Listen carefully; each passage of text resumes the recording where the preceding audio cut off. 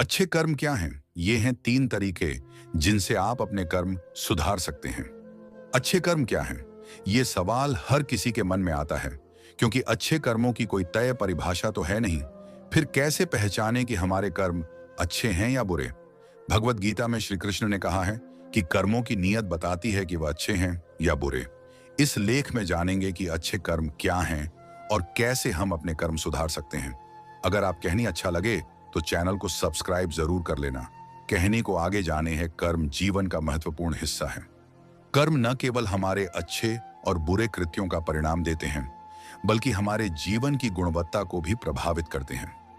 हमारे कर्म हमारे भविष्य को निर्मित करते हैं और हमारे आसपास के लोगों को भी प्रभावित करते हैं।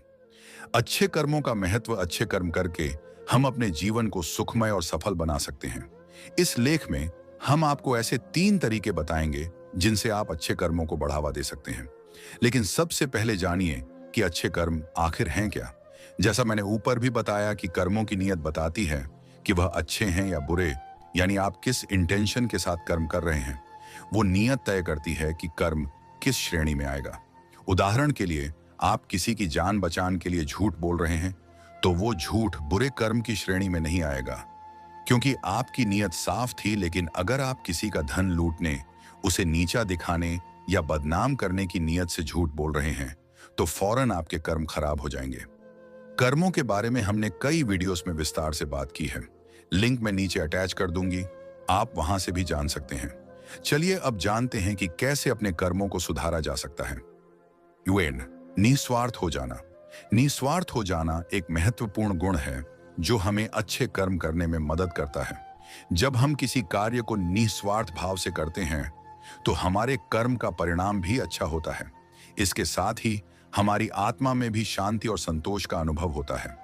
इस भावना से हम दूसरों की मदद करने का अवसर पाते हैं और दूसरों को भी अपने इस कर्म से प्रेरित करते हैं। 2. ध्यान का अभ्यास कर्म को बेहतर बनाने का एक और तरीका है ध्यान का अभ्यास करना। ध्यान से हम अपने मन को शांत करते हैं और ये शांत मन हमें अच्छे निर्णय लेने में मदद करता है। यह हमें अपने कार्यों को सही तरीके के लिए प्रतिबद्ध करता है।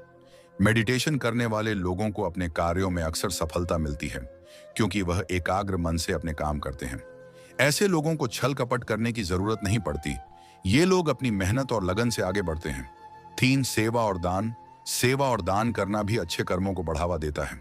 सोचिए, आपकी जेब में 100 रुपए हैं और कोई भूखा आपसे 5 रुपए रोटी खाने के लिए मांगे, और आप भविष्य का सोचकर उसे पैसे ना दें कि ये 5 रुपए तो आप अपनी बचत में शामिल कर सकते हैं, तो क्या होगा? ये तो कोई भी बता सकता है कि क्या होगा।